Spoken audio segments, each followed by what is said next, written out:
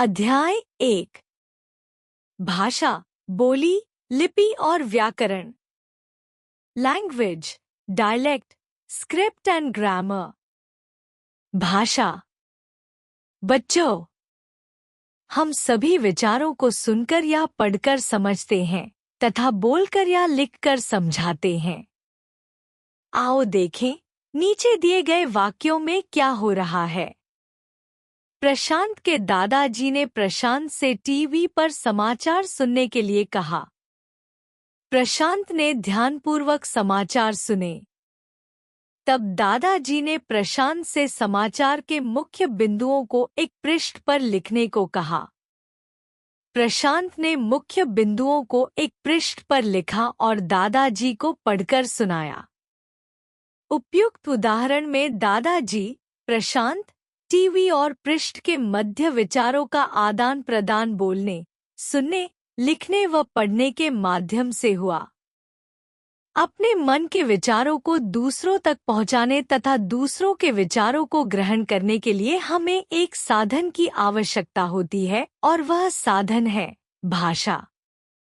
अतः जिस माध्यम के द्वारा मनुष्य अपने मन के भावों को बोलकर या लिखकर अन्य मनुष्यों तक पहुंचाता है तथा सुनकर या पढ़कर अन्य मनुष्यों के मन के भावों को ग्रहण करता है, उसे भाषा कहा जाता है। अपने मन के भावों को अलग अलग ढंग से कहा व समझाया जा सकता है। संकेतों द्वारा। बोलकर। वहाँ क्या हो रहा है? वहाँ जादूगर जादू का खेल दिखा रहा है। लिखकर। भाषा के रूप। मन के भावों को कहने और समझाने के ढंग के आधार पर भाषा के दो रूप माने गए हैं। मौखिक भाषा, लिखित भाषा। मौखिक भाषा, भाषा के जिस रूप के द्वारा हम अपने मन के भावों को बोलकर दूसरों तक पहुंचाते हैं, उसे मौखिक भाषा कहते हैं। इस प्रकार की भाषा को दूसरे व्यक्ति को सुनकर समझना होता है। यह रूप भाषा का प्राचीनतम रूप है तथा इसे कथित भाषा भी कहते हैं। लिखित भाषा, भाषा के जिस रूप के द्वारा हम अपने मन के भावों को लिखकर दूसरों तक पहुंचाते हैं, उसे लिखित भाषा कहते हैं। इस प्रकार की भाषा को दूसरे व्यक्ति को पढ़कर समझना होता है। लिखित भाषा का प्रयोग मौखिक भाषा की अपेक्षा कम है। कई बार हम संकेतों के माध्यम से अपनी बात, भाव, विचार दूसरों तक पहुंचाते हैं। इसे सांकेतिक भाषा कहते हैं। परंतु हर बार संकेतों के माध्यम से अपनी बात कहना या समझाना संभव नहीं होता। इसके लिए हमें भाषा के मौखिक व लिखित रूप का सहयोग लेना पड़ता है। इस कारण भाषा के इस रूप की गणना व्याकरण में नहीं की जाती। भाषा के विविध रूप। मातृभाषा, बालक अपने परिवार के सदस्यों के बीच रहकर अथवा माता से जो भाषा सीखता है, उसे मातृभाषा कहते हैं। जैसे हिंदी भाषी परिवार में जन्मे बालक की मातृभाषा हिंदी होती है, तमिलनाडु के तमिल परिवार में पले बड़े बच्चे की मातृभाषा तमिल होती है। प्रादेशिक भाषा, किसी प्रदेश विशेष में बोली जाने वाली भाषा को प्रादेशिक भाषा कहते हैं। जैसे महाराष्ट्र में मराठी भाषा बोली जाती है, इसलिए मराठी महाराष्ट्र की प्रादेशिक भाषा है। इसी प्रकार असम, कर्नाटक, बंगाल, ओडिशा इन सभी प्रदेशों में प्रादेशिक भाषाएं बोली जाती हैं। राष्ट्रभाषा, जिस भाषा का प्रयोग संपूर्ण राष्ट्र में किया जाता है, उसे राष्ट्रभाषा कहते हैं।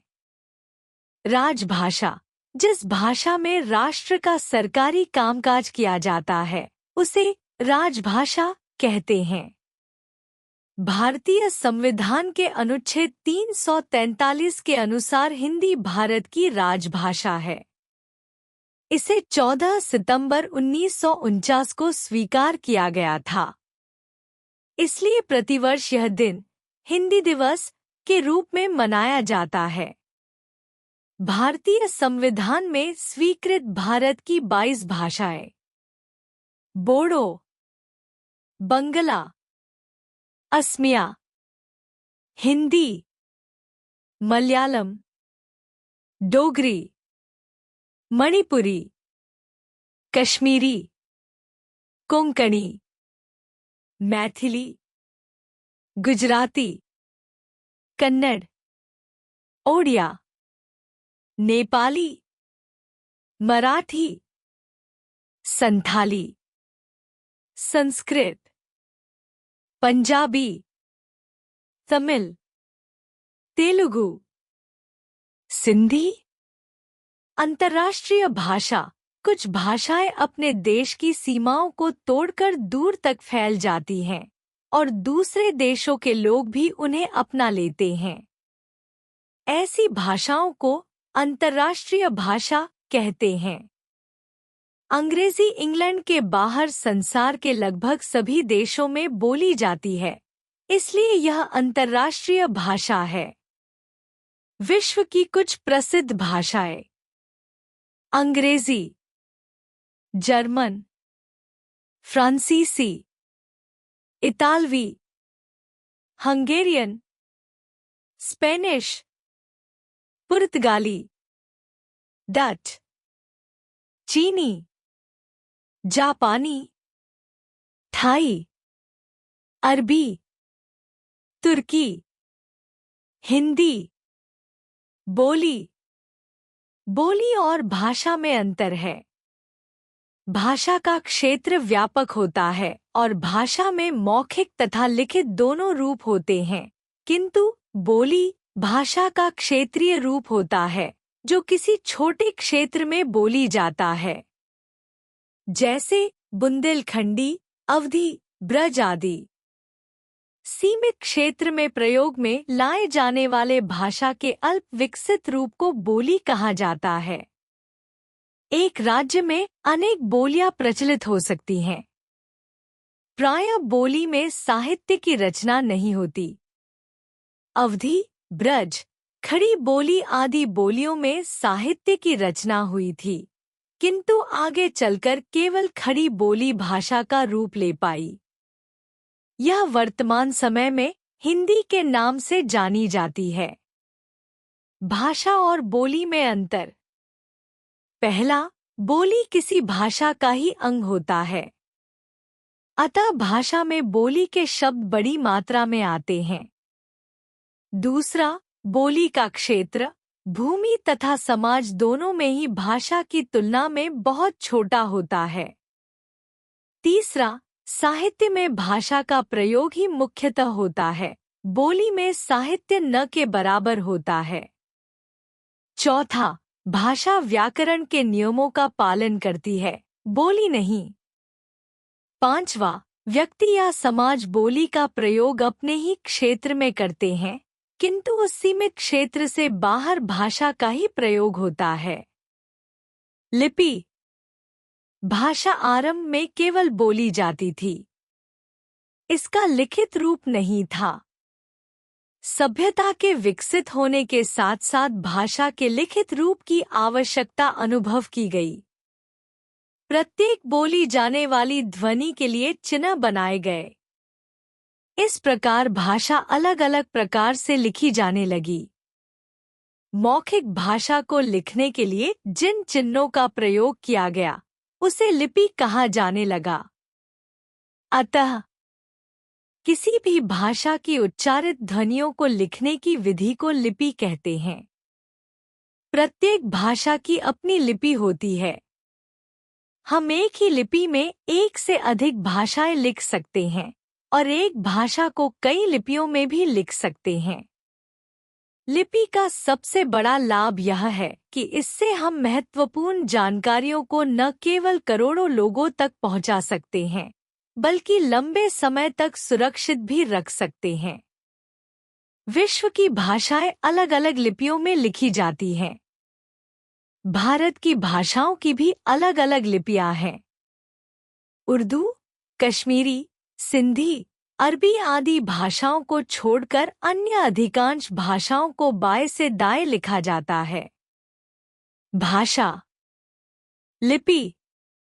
उर्दू, संस्कृत, पंजाबी, देवनागरी, गुरुमुखी, तमिल, बंगला, अंग्रेजी, तमिल, बंगाली, रोमन, रोमन लिपि, आई एम एन इंडियन, अंग्रेजी भाषा, फारसी लिपि, मैं भारतीय हूँ, उर्दू भाषा, देवनागरी लिपि, મને ભારતીય હોવા પર ગર્વ છે, गुजराती भाषा, देवनागरी लिपि, मां भारतीय आहे याचा मला अभिमान आहे, मराठी भाषा, देवनागरी लिपि, अहम भारतीय अस्मि, संस्कृत भाषा, देवनागरी लिपि, मैं भारतीय हूँ,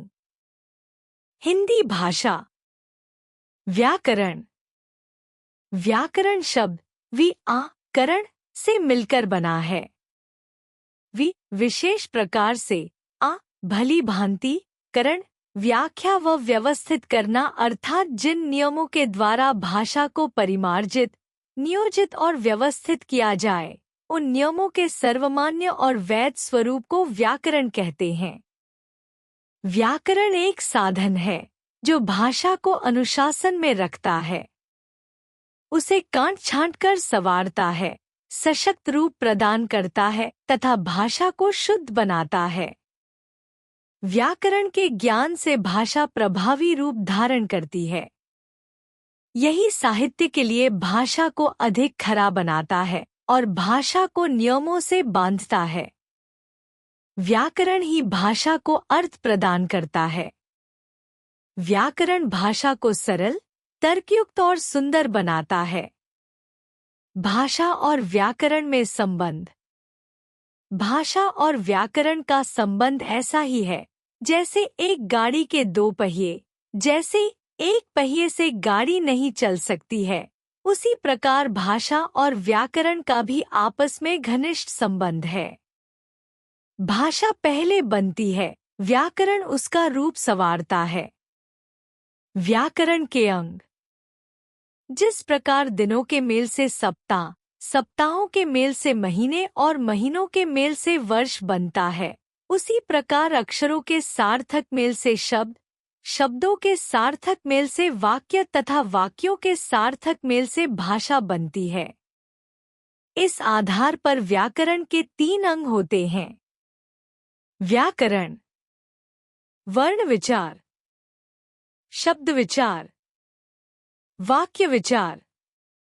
नोटा इनके संबंध में आपको अगले अध्यायों में पढ़ाया जाएगा। हमने जाना, जिस माध्यम के द्वारा मनुष्य अपने मन के भावों का आदान प्रदान करता है, उसे भाषा कहते हैं। भाषा के 3 रूप माने गए हैं: सांकेतिक भाषा, मौखिक भाषा और लिखित भाषा।